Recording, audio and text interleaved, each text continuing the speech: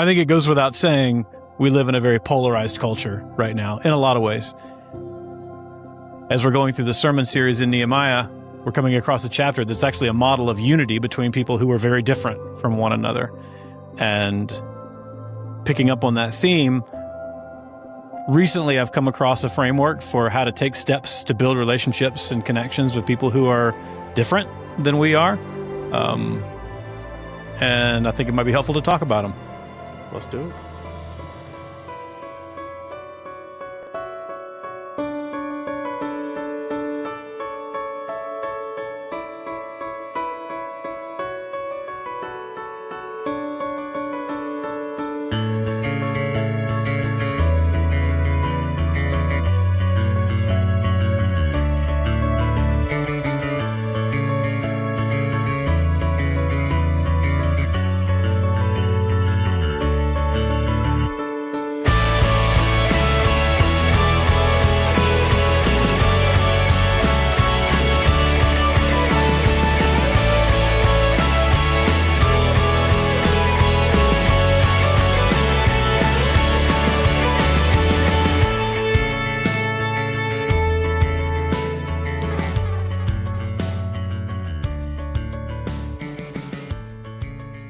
Welcome to the Four Lake Norman podcast. So glad you've joined us for another episode. You're here with Anson Hamberry, our lead pastor. My name's Tucker Furr. I'm the community pastor at Lake Norman Baptist Church, and we're a church that exists to bring healing, connection, and purpose to people all around Lake Norman through the love of Jesus and through this podcast. And we actually hope this podcast brings those things beyond Lake Norman to wherever you are listening from. So if you do experience a little bit more healing, a little bit connection, a little bit more purpose, and you experience the love of Jesus through the conversations we have, please drop a thumbs up below on the video, hit that subscribe button. That way you can be a part of these conversations each week. And on today's episode, I'd like to kick it off. We're following what we're doing on Sunday mornings in our sermon series. Right. We're in the book of Nehemiah. Based on the topic today, I have a fun little primer question for us. All right, let's have it. My question is, what are some contrarian opinions you have that go against the grain of what most people would say? So, like, I'll give an example of mine. That way you have time to think. So an example of an opinion I have that most people would disagree with, and I'm a big country music fan, so I feel like I need to give that background information, is that I think Morgan Wallen is just terrible. And he's like one of the biggest country artists. Most country fans would say, what are you talking about? Yeah, most people love Morgan. I have friends that love Morgan Wallen. Yeah. Like, my kids love Morgan Wallen. Yeah. I mean, he's huge right now. Like selling out stadiums, all that stuff. But for me, I like a lot of the older country music. Yeah. It's like it tells a story. It's like just the lyrics are thoughtful. It's just well-written songs. All right. And I don't know, it just has a certain vibe to it, and you feel like the people singing are authentic. Mm-hmm. And that's my issue with Morgan Wallen, is it feels inauthentic. Okay. It feels like his singing accent is a little forced to be like too Southern. Okay. And it feels auto-tuned, or sounds auto-tuned in my opinion. And the lyrics are just pretty shallow. Huh. All right. That's my... No Morgan Wallen for you. Yeah. I mean, I will listen to him occasionally because he is a Tennessee fan. And unfortunately, they've picked one of his songs to play as like our fourth quarter hype song, which I think is a horrible decision. Yeah. It used to be Friends in Low Places by Garth Brooks. Yeah. And then they changed it to a Morgan Wallen song. And I was like, man, what are you doing? Because he's like known for being a Tennessee guy now? Yeah, he's from Knoxville. Okay. So yeah, he's like a big Tennessee fan. Yeah. But yeah, that's all right. That's your hot take. Mm-hmm. That's what I say. Yeah. All right. So I don't know. The thing that comes first to mind for me is not something that I think differently about, but one of the things I used to come up a lot. Church I served in Illinois, one of the pastors on staff, he loved to have contrarian opinions. It's kind of one of his things. He just, he felt like it was his position to be the voice in the room sometimes. And one of the things he would just insist on is that chocolate and peanut butter don't go together. That is absurd. I think it's absurd. Yeah, ridiculous. Of course they go together. Yeah. And he wouldn't just say, it's my opinion, I don't really like it. He would sort of state it as an objective fact. Like no one should think one should think it because it just doesn't go together. It's a bad combination. That's wild. And so he would do it, I think, just to get a rise out of everybody. Yeah. But that's what he believed. And yet somehow we managed to be friends. Like we were able to, overcome that and other hot takes that I thought were just ridiculous. But yeah, he was kind of like, I don't know that you walk around finding ways to like get your Morgan Wallen digs in. Not to. I mean, I mention it to Haley a lot. Yeah. And she gets tired of it. But okay. Like every time he comes on, and it's just I'm like, oh my gosh, again with the Morgan Wallen. This guy. Yeah, and I really got under her skin because Pat McAfee, who is not a musician by any stretch, he's like a sports media guy. Yeah. He came out with an album, and it's very similar to like Morgan Wallen's vibe. And I was like, oh, he's already better. He's a better version of Morgan Wallen. And Haley did not. She was like, stop being ridiculous. She was like, you're just being crazy. Now you're just being dumb. Yeah. All right. So what does this have to do with the topic at hand today? That's a great question. Yeah. Give us the setup. So I think, when we have hot takes or contrarian opinions, it's usually on something pretty low stakes, right? Sure. You can disagree about it, but it's all fun and you can laugh and be like, oh, that's ridiculous. But there are opinions that we hold strongly and are passionate about, and perspectives we have, ways we see the world that are much more high stakes and about much bigger questions in life than the silly things we and they divide people. Yeah. And I think what we want to unpack today, because of what we saw in Nehemiah, is how do you have unity and relationship with people who do see things differently than you on some of those higher stakes things. So I'll tee it over to you after the setup. So well done. In Nehemiah, we're in Nehemiah 3 this past week, and it's an interesting chapter in Nehemiah. The whole chapter is devoted to all the different people that were a part of rebuilding the wall of Jerusalem. So Nehemiah went and he's inspiring the people. The wall has been torn down, the gates have been burned, and the whole story of Nehemiah is about how he led the rebuilding of the walls.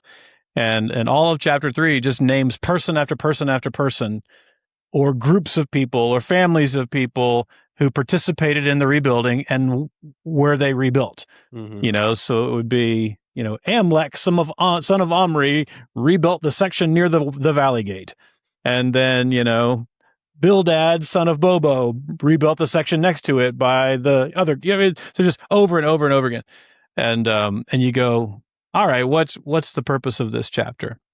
So in the sermon, I kind of tease it out that I think the point that's being made in sort of this long list of participants is how many different types of people were involved. So you had Israelites who had all different walks of life, and then other neighboring, peoples as well kind of came in and were participating, and it was everybody from the high priest, sort of the highest ranking religious official, all the other priests. So like the people at the top of the leadership structure, all the way down to the daughters of, tradesmen, and they named different groups of people. The perfume makers and the candlestick. Just all sorts of things were just named one after the other.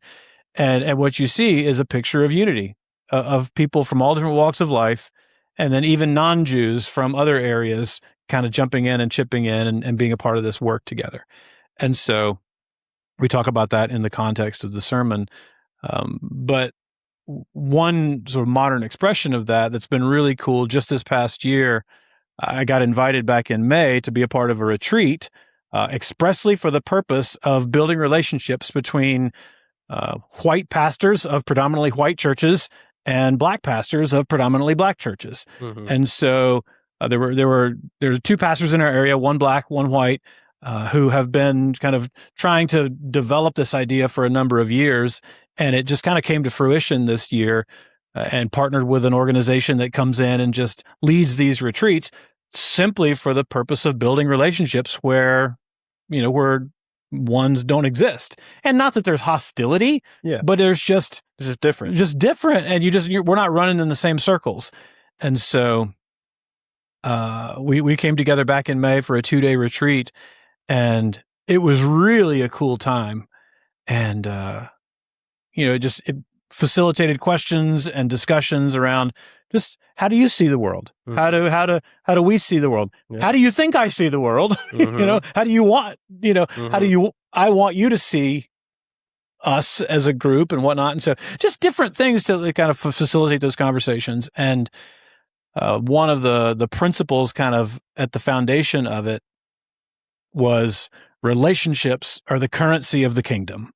So talking about God's kingdom, relationships are the currency of the kingdom. I knew you would, because you're a relationships guy. All about that.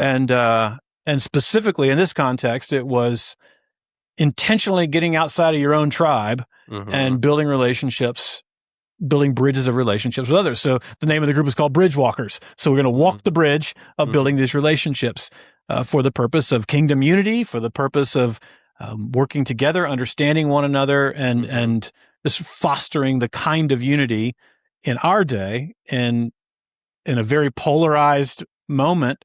And some of that polarization in recent years has been racial polarization.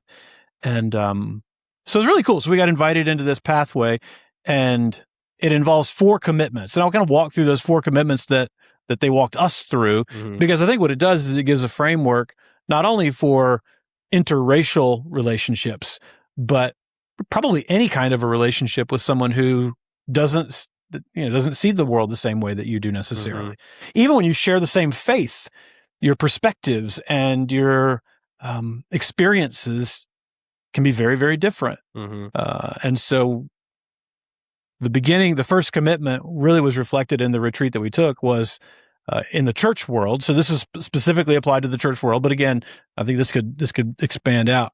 Mm-hmm. That it starts with the pastors of churches or the leaders of churches. And so I think if I'm thinking about it more broadly, like somebody stepping forward and taking the lead in finding another person that represents another perspective and building a one-on-one relationship and just starting to get to know each other. And so that was the first commitment that they called us to as pastors, to say, hey, would you as a pastor be willing to commit, just you, to personally investing in building some new relationships, particularly with pastors of a different race here in the Charlotte area? And so 20 of us kind of raised our hand and said, yeah, we're willing to do that and explore that and see where that takes us. And that's mm-hmm. kind of the first commitment, was a personal commitment. And then the second thing they called us to is, all right, would you be willing to commit to helping bring your congregation along in steps to mm-hmm. kind of connect together? And so we're actually going to take our first step toward that this coming Sunday. So we're going to meet together down at a church in South Charlotte, a predominantly black church. And the idea is that these 20 pastors with, some representation together, and let's go and be a part of this and just experience what it is to pray together and worship together and get outside of our own normal church experience on purpose. Mm-hmm. So that would be the second commitment, is helping our congregations have just shared experiences of any kind. Mm-hmm. The third commitment then is to develop an ongoing serving relationship where we would serve our local city together. And so, there's conversation about, all right, how might we plan that? How might we get into a kind of situation where it's not just a one and done, but can we commit to some ongoing ways that we serve our shared city mm-hmm. together? And alongside, the 20 churches represented, I would guess, are all to some degree service-minded and doing different service projects and ministries mm-hmm. in the different communities. But we don't often partner together, even with churches very much like our church. Yeah. We don't partner together all that often. Sometimes, Mm-hmm. but in an intentional way, saying, "All right, churches of these different backgrounds, let's do something together, and let's do this on purpose, because this third commitment of ongoing serving together is a key piece of building up a real relationship and cultivating the kinds of relationships that are the currency of the kingdom." And then the fourth one, and this is specific to kind of different, when events happen in culture that affect different racial groups in different ways, cultivating a sensitivity to how a pastor or a person of a different race is impacted by an event. Mm-hmm. That may not impact me, but I'm because of the relationships I'm cultivating, Mm-hmm. I can understand how it would impact my brother or my sister in a way that maybe I wasn't as aware of before. But because of these first three commitments, Mm-hmm. I'm more aware of it, and I'm more empathetic and can reach out and offer support. Mm-hmm. And so the cultivation of that would go both ways across a racial divide, just getting us outside of our own bubble and thinking about the perspectives, Mm-hmm. the differences, ways of seeing the world, even within God's kingdom, right? So that we might foster and build some unity there. And so, I think all those things are worth kind of unpacking a little bit.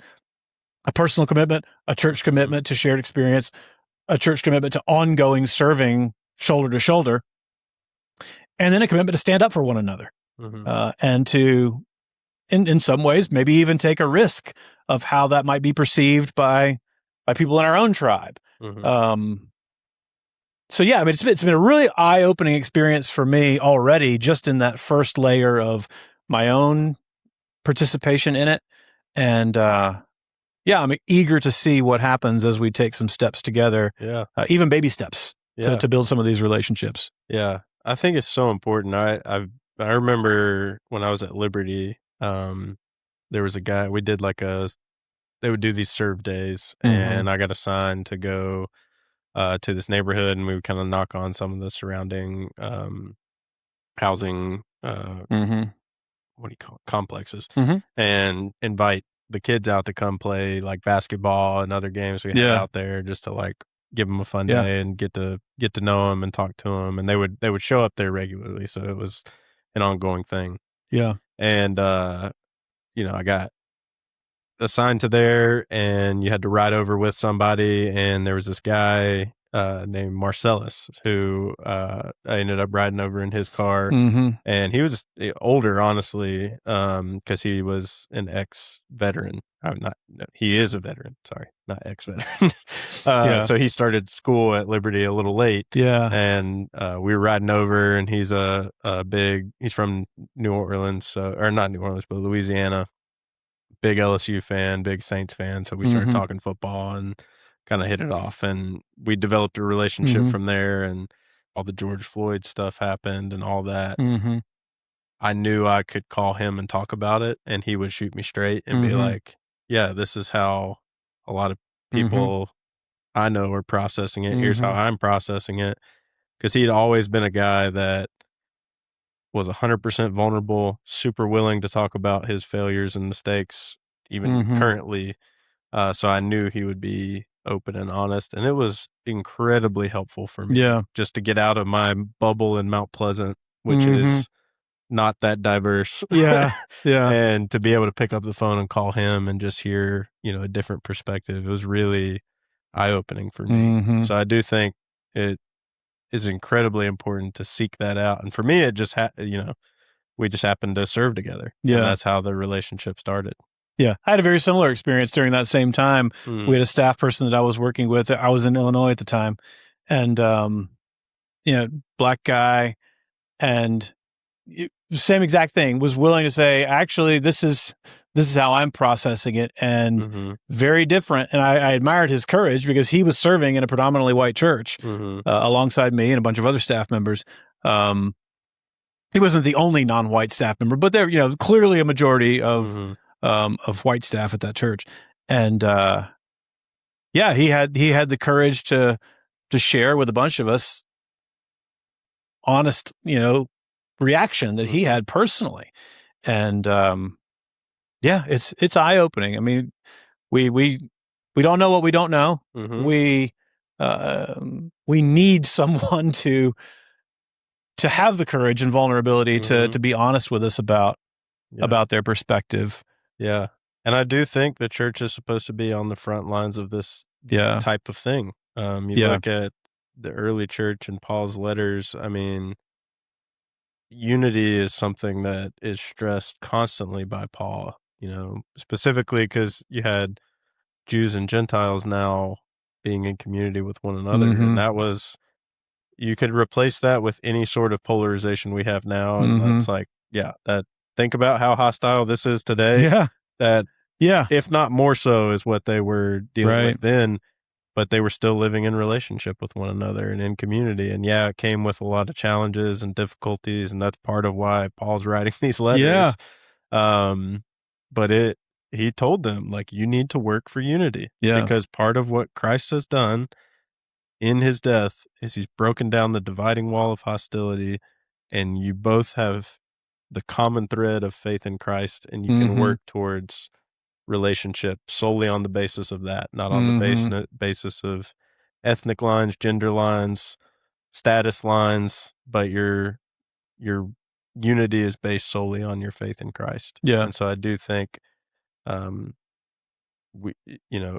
temptation is to stay in the comfort zone of what you're familiar with. But I do think the gospel calls us to go outside of that. I agree. And I think that's the kingdom vision. I mean, one day in the future, Revelation paints this picture of people from every tribe, tongue, and nation gathered together around the throne. And this is the people of God. And the degree to which that can be represented here on earth, I think that's a good thing. One of the things that in church circles, the aspiration is that at the very least, our churches would represent the diversity in our communities. But even that's a very high aspiration. I mean, of all different, it's not just white churches or black churches, but churches tend to segregate. Very, very few churches are truly multi-ethnic. And I think it takes a lot of intentionality, even just to reflect the community. But that's in our circles kind of talked about as the aspiration, and most of us fall way short of that. To these commitments that I was called to was simply deciding I'm gonna build some friendships on purpose that are outside of just the people I'm normally surrounded by. And I think we think people are closed off to that type of thing, but in my experience, people are far more open to it than we think. I remember being out somewhere and, we had took a staff trip to Chicago and I wanted a souvenir and I bought a White Sox hat. Well, now I'm here back in North Carolina and I was wearing the hat out somewhere. Random guy, this random black guy comes up to me and it's like, "Oh, are you a White Sox fan?" I was like, "No, I just, went to Chicago, bought the hat." And he was like, "Oh, well, me and my family, we do like a family reunion. Nice. We pick one game every year to go to." And he was like, Haley was with me and he's like, "You guys should come. Like, you should go to a game and it's awesome. Like, you'll love it." And I was like, "Yeah, okay. Like, you're not going to invite me to your family reunion baseball game." Lo and behold, about a year later, I get a text from this guy because we exchanged numbers. And he was like, "Hey, I'm a man of my word. This is the date we're going if you guys want to go." And, it didn't work out with our calendar, but I just was like, good for him. That's so crazy. Like, I think people are willing to have these types of more people than we realize are willing to have these types of interactions. And often it just takes one person like that guy going out of his way to say, having the courage to make one simple connection based on a piece of clothing. And then to, offer a next step. No, I think that's great. I admire that. I mean, that's what I found. I mean, in the retreat that we took back in May, I mean, it was a group of very willing church leaders to say, "Okay, I want to learn here. I want to ask some questions that I might not ask in other settings, but because we created kind of a safe space to do that, and just to learn about each other. I mean, one interesting little nugget, it's not a controversial thing, but just one of the things was just, how do your churches work? Like behind, in terms of the leadership structures and how decisions get made, and how does it work in your church? And as we talked about that, one of the differences that emerged, and it was, I mean, I wouldn't have been able to put my finger on this, but in a typical predominantly Black church in our culture, the leadership role of the pastor is really elevated. A lot of reverence for the office of pastor in the Black church, and to the extent where decision making is largely on the shoulders of the pastor, which for good or ill. And one of the things that they sort of were vulnerable about was, you might think that's great that, when one of the guys, he was a really funny guy. He was like, if I say we're going to do this, it's going to happen, And on the one hand, you can go, yeah, that sounds nice, to be able to see things happen quickly like that. He's like, but downside is if that's not the best decision, we could easily go down a path that, we got to walk it back. So they were kind of, and the other guys that were in predominantly Black churches were agreeing, like, oh yeah, that's how it is. Like, when I speak, I got to be careful because they're going to do it. And then, the guys that are in the predominantly white churches, I actually spoke up in that conversation, and I was like, that's so funny because, the church where I serve and churches where I have served, if I have an idea or a vision for something that I want to see us take a direction, I'll type up a white paper, a 3 or 4 page, proposal document, and I'll float it among the elders, and I'll, get their input, and then I'll tweak it, and I'll float it among the staff, and we'll all kind of talk about it, and we'll debate it back and forth, and then I'll have individual meetings with different, people in the church to kind of get their input, and we'll take some things, baby steps forward, and maybe half of the idea will come to life after a long period of time. And just, so I kind of teased it out, and all the other, predominantly white church pastors, they're all just nodding their heads like, oh yeah, it's just a whole different ball game. Yeah. And so we had a moment of like, again, that's not a major social controversy. Yeah. Well, it's not like a right or wrong. It's just different. It is. Yeah. Yeah. It's just different. And each one has its pros and cons, right? Because we have a culture that has a lot more, kind of hoops to go through, it protects the church from my whimsical ideas sometimes, right?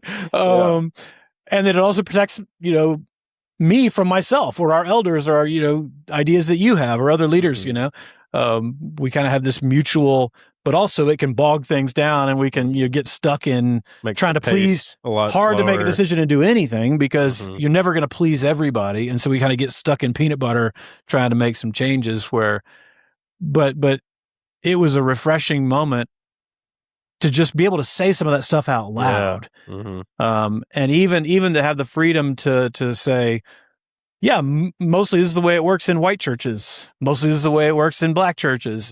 And I came back. So our executive pastor, Shadrach, Black guy, and he came from a really interesting situation, the church that he was serving in before he came here. So our church is predominantly white. He came from a predominantly Black church with a founding pastor who was white, and who was still the pastor of the church. Well, that's a different one. I'd never heard about that. So that's got some unique factors as well. But I ran some of these things by Shadrach, and he was like, absolutely, like that's absolutely the way it was in the church where I served. And so it's not even necessarily a white or Black pastor thing, but there's a culture. It's just a culture, that's reflected in the church. And that's actually, it's been helpful to name that for our own decision-making process.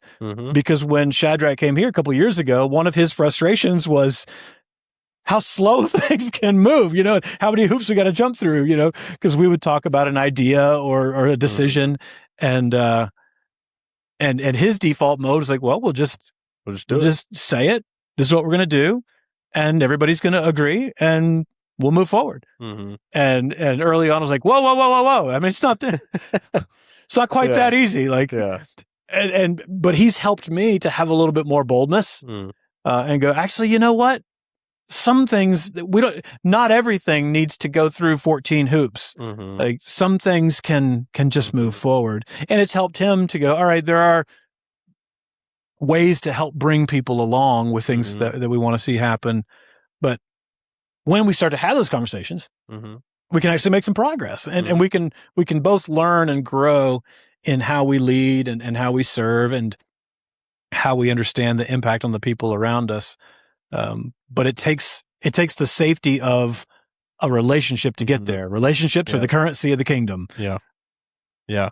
Because you have to have that trust really to have those vulnerable and honest conversations where you're not just like trying to, say nice things back and forth, but you can actually say like, I think differently about X, Y, Z. And, I think we've been talking a lot about race in particular as an example, because that's, the context of how you learn the steps. But this applies to so many I think so too. different things where I think we need to go outside of our tribe. And, a couple, towards the beginning of the summer, I guess now, because the summer flew by. It feels like it wasn't that long ago. Yeah. It was forever ago. We talked about the Tower of Babel story. And that's one of the things that I took away from that is that's part of the wrong that they were committing is they were taking their tribe and wanting to elevate it as opposed to continuing to expand God's blessing out to the nations. And, I think we have a responsibility as Christians to engage in relationship with people who see things differently than us because it's going to help us grow. Yeah. And I think if you just are constantly in an echo chamber, you're stunting your own growth. Yeah. Whether it be politically, racially, theologically, there's all sorts of ways we can stretch ourselves just by, I'll pull a Ted Lasso quote out again, caveat, not a Christian show, but he has a quote in one of the best scenes where he says, be curious, not judgmental. Right. And that has stuck with me. Like when I'm around people, I want to be curious. I don't want to make judgments that keep me from getting to know something about them or something about the world through their perspective. So it's a curiosity thing, I think. Yeah. Yeah, I think so. It reminds me just thinking about Jesus and how he modeled some of these things. We're Chosen fans in the Hanbury household. So the TV show, been on YouTube for the last several years. They're filming season 6 of The Chosen, which is, the life of Jesus, and they're moving toward the crucifixion. But so much of the show is a depiction of Jesus and his disciples and interacting with people. And what's unique about the take on The Chosen is they take it a step beyond just the text of the Gospels, and they kind of get behind some of the stories and tease out in an episode, all right, what might that have been like? And so one of the famous stories of Jesus where he turned the water into wine, and he's interacting with just different the winemaker, like the catering company to bridge a context, I guess, the caterers of this party, and the fact that they ran out of wine would have been a disaster for this, the caterer and the father of the bride who would have been putting on the party, and just all the different perspectives that were kind of coming together. And then, you had in other stories, there's the religious leaders and the Pharisees and all the things who were hostile to Jesus, and the Romans, and then the disciples of Jesus, and just all these different angles, and how consistently Jesus had a unique relationship with all of them. And to see it portrayed in a way that kind of opens your eyes to, Jesus came to call all of us to a new way, right? None of us starts off perfect. None of us has got it all figured out, and the other tribes are wrong, right? Or other walks of life are wrong. So religious leaders, early adopters to the way of Jesus, fishermen, trade, the different people from all of those different groups became Christ followers because Jesus took the time to see them and know them and to understand them and help, kind of build those bridges. And of course, he's going to do it perfectly, and he knows the condition of every heart. But to see Jesus doing that, I think that's obviously the call for us. Yeah, yeah. And I think we lose sight of that just reading the gospel accounts, right? Because it doesn't give you it doesn't flesh out all the details, which that's part of how the Bible's designed, is it doesn't, spell everything out in black and white. But yeah, you think about the group of disciples he called together, and, we tend to just think, oh yeah, they just, as soon as they started following Jesus, it was like nothing else mattered. But no, they had like deep-seated tribes that they were a part of that hated each other. Yeah. And then they got called into a community with one another. Yeah. Like there had to be hostility in their time with Jesus where they probably got in fights for 100%. Oh yeah. I mean, one of the ongoing things in the show is the relationship between Peter and Matthew. So Peter, fisherman, kind of a hot-tempered guy. Matthew, tax collector. The tax collectors were, enemies. Yeah. I mean, they were Jews who were working for Rome, kind of taking taxes from the Jews and padding them for themselves typically. And so now all of a sudden you got this tax collector who was like hated, and he's one of the 12 apostles of Jesus. And there's a whole running thing about how Peter and some of the others are like, I'm not okay with that. And there's all this like friction and distance and, tension, among, and Jesus is constantly like, putting them together. Yeah. And saying, getting these men together to force this, relationship to build. And big breakthrough, one of the kind of iconic episodes is when Peter forgives Matthew for being a tax collector, and those walls come crumbling down. So, but yeah, I mean, and along those lines, we were watching just recently some interviews with some of the cast members, and one of the questions that was consistently asked of different cast members was, okay, you've been on the show for the last 5 seasons, and you're studying your character, and you're studying Jesus, you're studying the Gospels, and really just kind of immersing yourself in this. The question was, what do you think it was about Jesus, the actual Jesus, that drew people to him?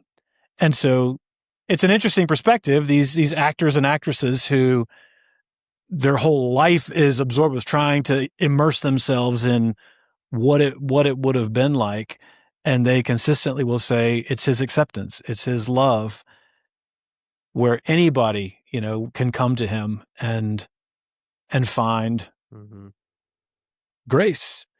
And that doesn't mean he doesn't take their brokenness or their sin or their rebellion seriously. No, he calls everyone forward to repentance and faith and holiness. But he meets everybody where they are, no matter who they are. And it's interesting to hear these actors and actresses who this has been their life for the last several years. That's consistently what they're moved by is Jesus' warmth and acceptance of others, and willingness to build that relationship from whatever the starting point is, and bring people forward. Yeah. And that's what we're told in the scriptures, right? It's God's kindness that leads us to repentance.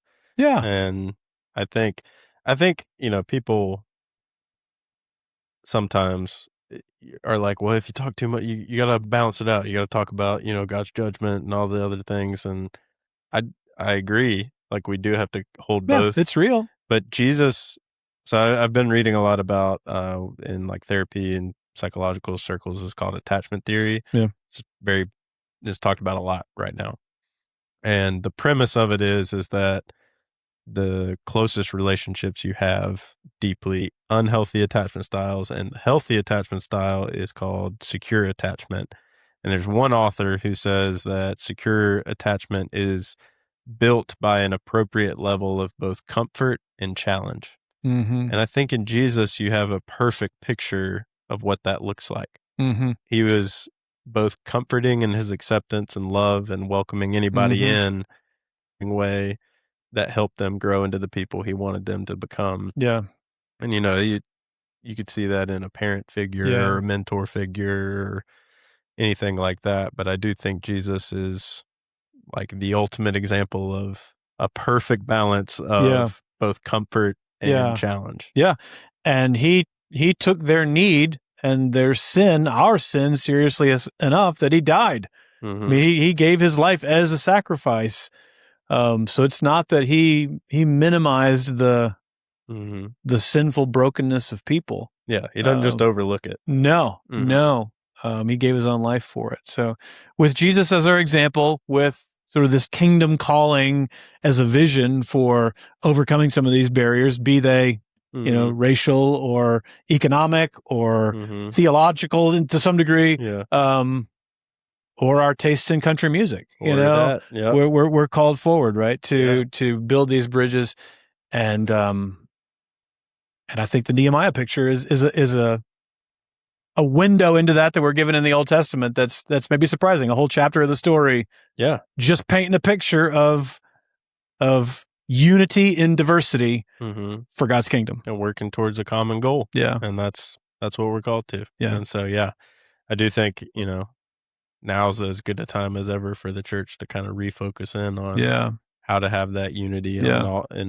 on the right things, the Agreed. foundational things. Yeah. Um, And I hope we can at our Yeah. church. I hope that Mhm. I hope to be able to report on this story growing. Yeah. As we do this thing in our city with other churches. Yeah, absolutely. Well, yeah, thank you for taking us down that road today. I think it was a Yeah. good conversation. We hope you enjoyed the conversation, and we hope that you go out of your way soon to build a Mhm. relationship with someone who's different from you. And oftentimes someone just has to start it and take the first step, and that could be you. So Mhm. we hope you do that. And if there's any way we can support you on that journey, please let us know. Our website's in the description, and we'll see you again next week.